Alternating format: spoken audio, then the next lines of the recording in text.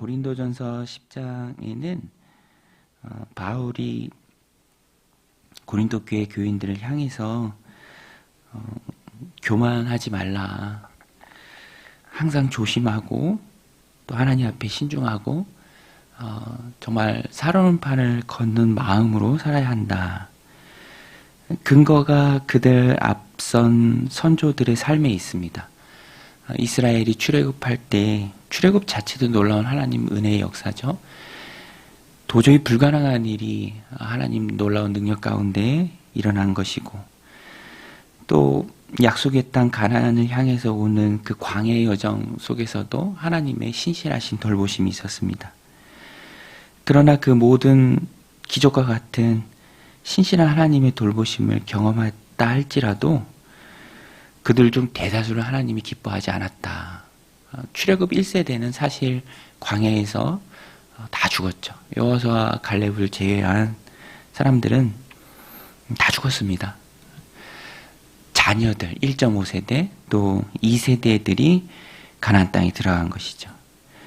바울이 여기서 얻는 중요한 교훈을 현재를 즐기며 혹은 하나님 돌보신 가운데 있다라고 안일하게 살아가는 자들을 향해서 경고합니다.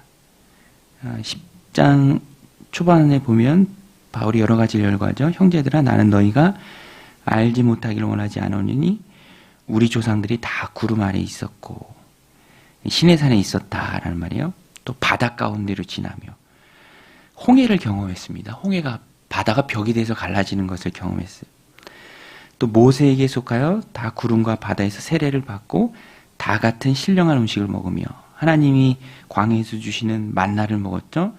또 다 같은 신령한 음료를 마셨으니 이는 그들을 따르는 신령한 반석으로부터 마셨으며 그 반석은 곧 그리스도시라. 그런데 아무리 이런 은혜를 체험한다 할지라도 결과가 뭡니까? 5절이죠.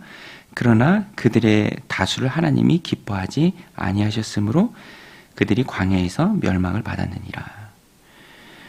뭔가를 많이 체험했다가 중요한 것이 아닙니다. 이렇게 많은 은혜를 누렸다. 내가 이런 놀라운 간증이 있고 체험을 했다. 그것을 내세울 수 없다라는 거예요. 왜냐하면 그럼에도 불구하고 이스라엘 출애굽 1세대는 다 광야에서 멸망을 받았습니다. 은혜를 체험한 것이 그들의 구원을 보장하진 않죠. 중요한 것은 항상 하나님 앞에서 깨어 있는 것입니다. 그래서 이 역사의 거울을 바울은 중요하게 생각하고 반면교사로 삼으라. 조상들을 본받지 말라. 본보기라는 말을 사용합니다. 6절에 이러한 일은 우리의 본보기가 되어 우리로 하여금 그들이 악을 즐겨한 것 같이 즐겨하는 자가 되지 않게 하려 함이니. 그러면서 네 가지를 말합니다. 7절에 우상 숭배하는 자가 되지 말라. 또 8절에 음행하다가 하루에 23,000명이 죽었나니 우리는 그들과 같이 음행하지 말자. 또 9절에 그들 가운데 어떤 사람들이 주를 시험하다가 뱀에게 멸망하였나니 우리는 그들과 같이 시험하지 말자.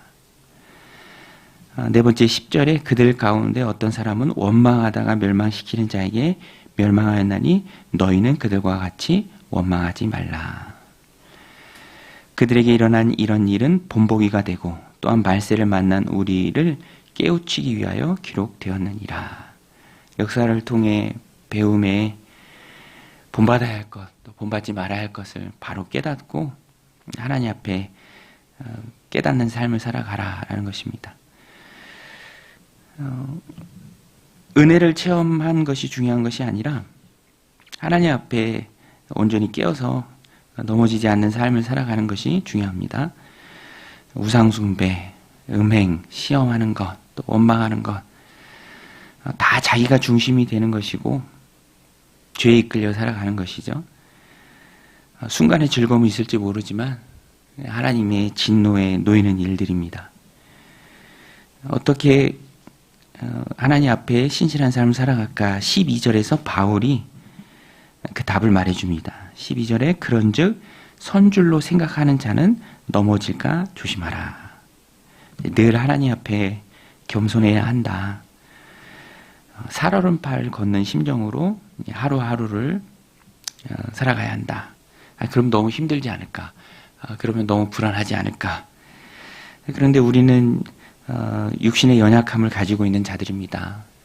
본성적인 죄성이 우리 안에 있는 자들이에요.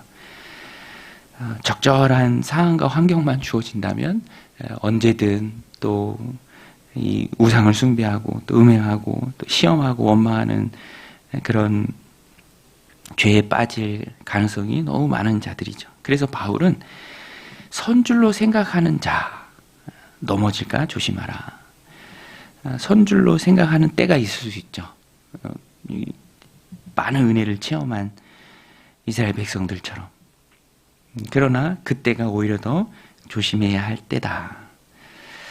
또 한 가지 13절에서 바울이 이어서 말하는 것은 그러나 사람이 감당할 시험 밖에는 너희가 당한 것이 없나니 오직 하나님은 미쁘사 너희가 감당하지 못할 시험 당함을 허락하지 아니하시고 시험 당할 즈음에 또한 피할 길을 내사 너희로 능히 감당하게 하시느니라. 이렇게 말씀하십니다. 출애굽 당시의 이스라엘 백성들과 다른 점이 우리에게 있습니다. 우리는 구원받은 하나님의 자녀다라는 거예요. 바울도 로마서에서 말하잖아요. 유대인이라고 다 같은 유대인이 아니다. 유대인이라고 다 구원받은 자가 아니다. 이면적 유대인이 유대인이다. 마음의 할례를 받은 자가 구원받은 하나님의 백성이다. 예수 그리스도를 영접한 하나님의 백성은 취소될 수 없는 그 구원을 지니고 소유하고 살아가는 자들입니다. 우리 행동 어떤 하나에 받은 구원이 취소되는 일은 없죠. 그것을 13절에 바울은 미쁘시다라고 표현합니다. 하나님은 신실하시다. 그리고 너희가 감당하지 못할 시험 당함을 허락하지 아니하시고 또 시험 당할 즈음에 피할 길을 내사 너희로 능히 감당하게 하시니라. 그러니까 선줄로 생각한 그때에 넘어질까 조심하라. 항상 겸손하라. 또 한 가지 하나님의 신실하심을 굳게 붙들고 살아가라. 여러분 살아가다 보면 가정에서 또 일터에서 여러 관계 속에서 또 공동체 안에서도 마찬가지죠.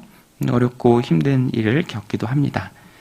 오늘 바울이 성경에서 표현하는 것처럼 시험 당하는 때를 지나가기도 합니다. 그러나 그 때에도 신실하신 하나님을 우리는 굳게 붙들어야 합니다. 감당할 시험만 하나님 허락해 주세요. 그리고 피할 길을 하나님이 내주십니다. 왜냐하면 하나님은 구원받은 우리를 향한 한량없는 은혜와 자비와 또 신실하신 보이시기를 기뻐하시는 분이십니다. 그래서 우리는 하나님 앞에서 하나님 주신 삶을 살아갈 때 선줄로 생각하는 그때 항상 넘어질까 조심해야 하고요. 또 시험 당한 그때에도 여전히 하나님은 내 하나님이 되시고 또 신실하시고 나를 사랑하시고 이기도록 지켜주신다라는 그 확고한 믿음을 굳게 붙들고 있어야 합니다. 오늘 내가 어떤 상황 속에 있든지 어떤 갈등과 염려와 또 불안과 시험 가운데 있든지 하나님은 지나게 하실 것입니다. 이스라엘 백성들은 광야에서 실패했습니다. 멸망당했죠. 그러나 우리는 구원받은 하나님의 자녀입니다. 예수 그리스도를 영접한 하나님의 자녀죠.